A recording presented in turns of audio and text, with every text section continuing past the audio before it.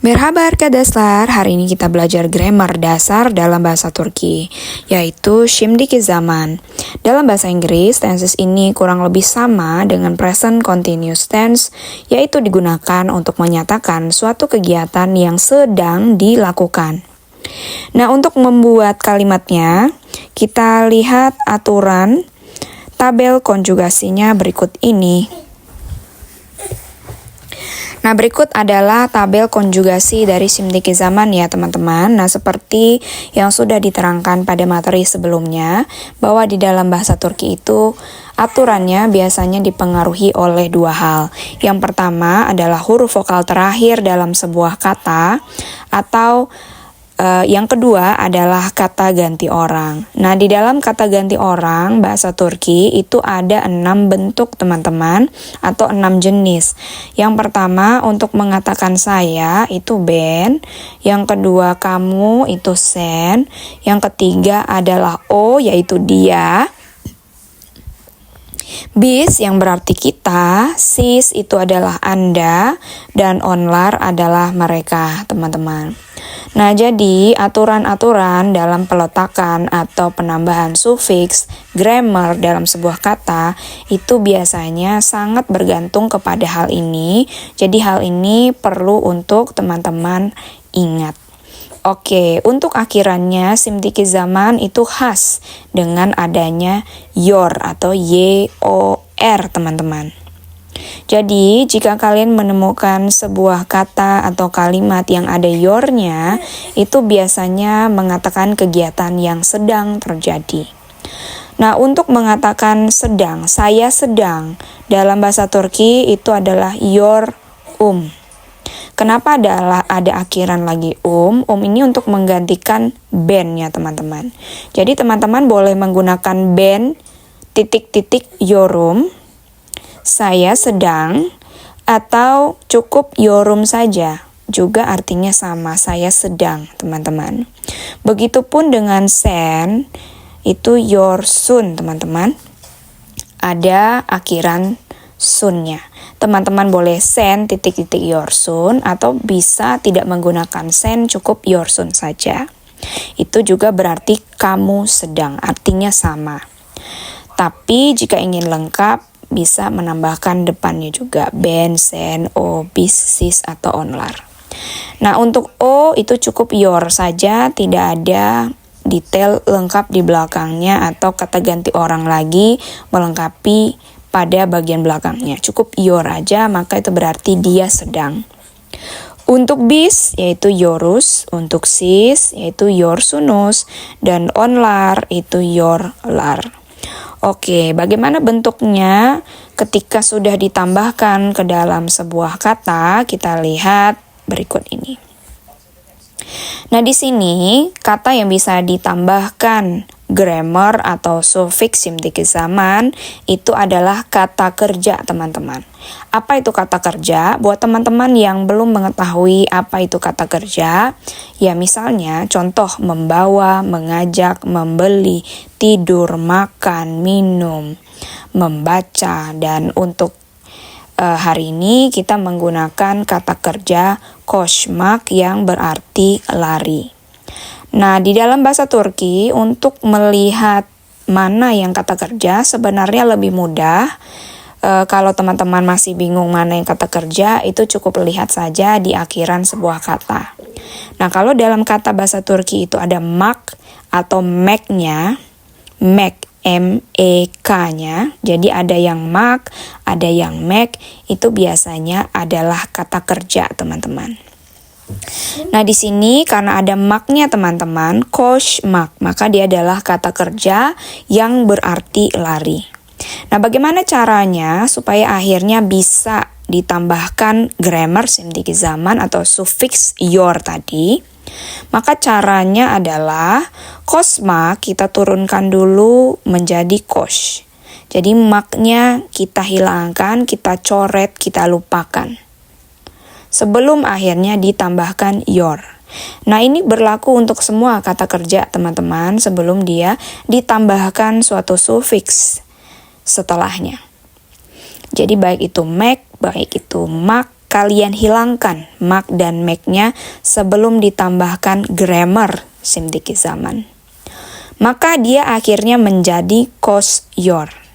Nah, seperti saya pernah bilang dalam materi-materi sebelumnya, dan selalu saya bilang memang dalam materi-materi saya belajar bahasa Turki itu kita mengenal bahasa yang logis, yang logik, karena dia sangat memperhatikan harmonisasi vokal atau bagaimana kalimat tersebut itu sampai ke telinga seseorang secara logis, tidak aneh. Jadi dia sampai ke telinga seseorang dengan logis atau tidak aneh. Dia sangat memperhatikan harmonisasi vokal. Atau apa itu harmonisasi vokal? Nah, contohnya seperti ini teman-teman. Untuk kosh mak berubah menjadi kosh yor. Menurut saya itu aneh teman-teman. Karena ada seperti jeda sebelum akhirnya masuk ke yor, kosh yor, dan itu tidak alami dalam bahasa Turki. Bahasa Turki biasanya dia mengalir sangat alami. Jadi untuk itulah dibutuhkan yang ini tadi teman-teman. Dimana di sini saya menambahkan tanda kurung sebelum huruf atau grammar simdiki zamannya teman-teman. Tanda kurung kemudian di dalamnya ada titik. Maksudnya adalah nanti itu akan ditambahkan huruf vokal lain yang berfungsi supaya sebuah kata kerja yang aneh menjadi terdengar tidak aneh, teman-teman.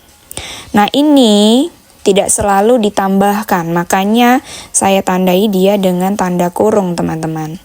Jadi, dia hanya ditambahkan kepada kata kerja seperti kosmak ini yang ketika sudah dihilangkan mak atau make-nya dan ditambahkan yor, terdengarnya tidak alami.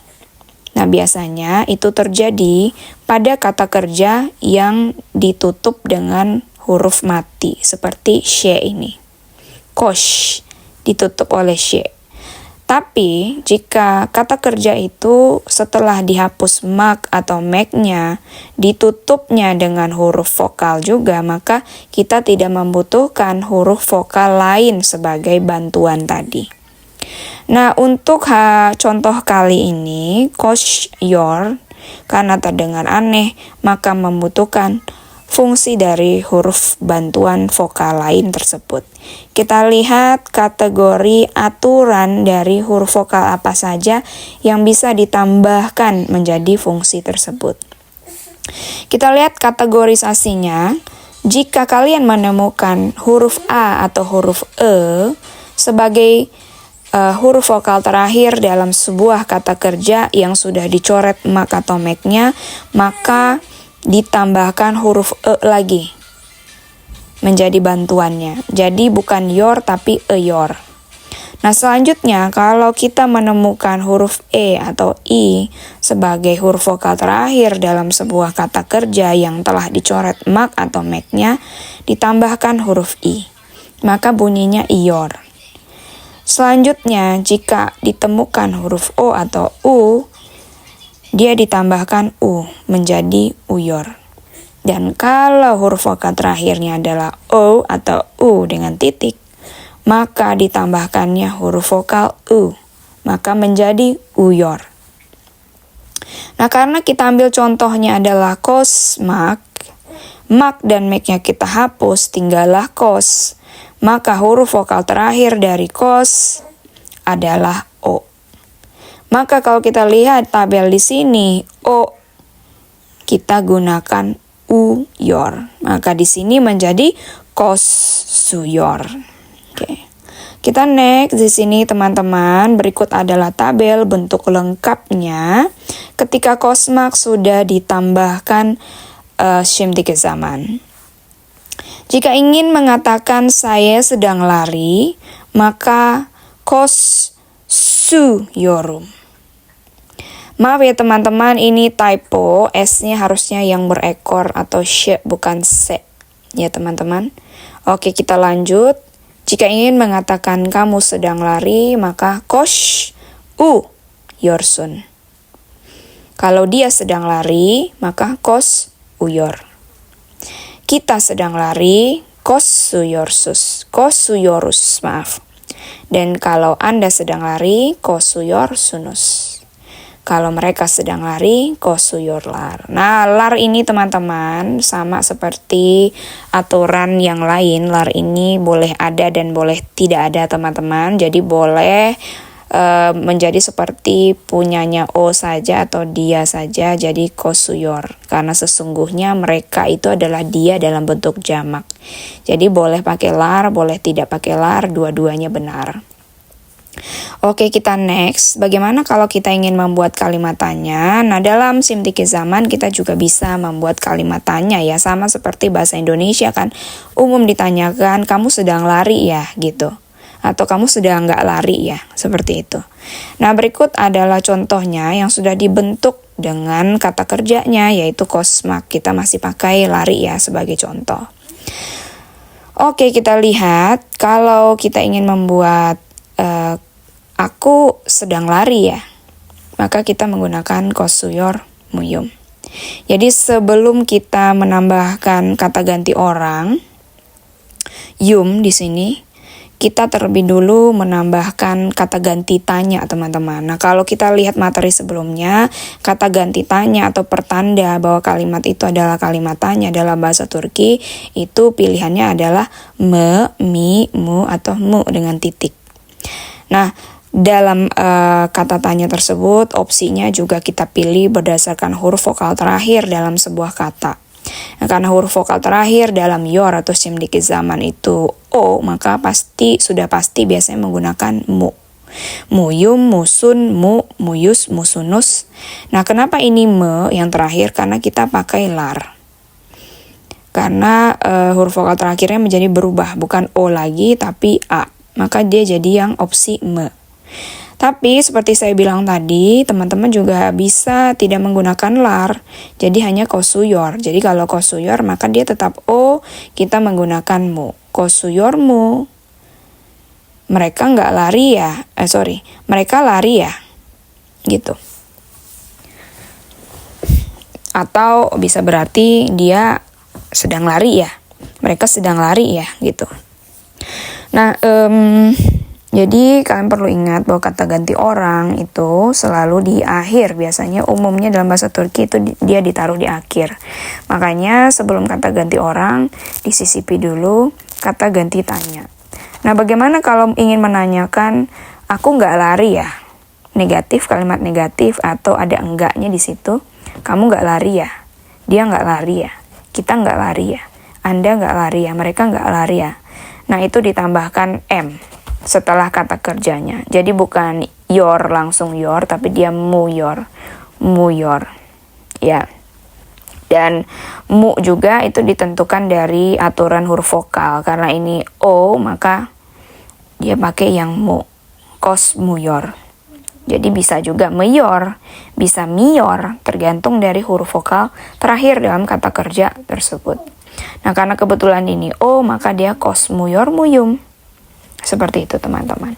Nah, kenapa kata ganti negatif itu atau kata tanda negatif itu pakai M teman-teman? Menurut saya secara logikanya juga karena M itu bisa menyetop sebuah kata sehingga terdengar jelas dan supaya pendengarnya tidak tertukar arti gitu. Jadi langsung memahami bahwa ini negatif. Sudah pasti kalimatnya negatif karena terdengarnya jelas ya. Kosuyor, kosmuyor. Kosuyor, kosmuyor. Dan tidak terlalu sulit untuk diucapkan. Karena kalau pakai huruf yang lain, kemungkinan akan susah ya kan. Jadi kosmuyor muyum.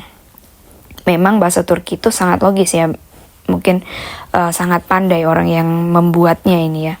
Kosmuyor muyum. Artinya, aku nggak lari ya. Kosmuyor musun.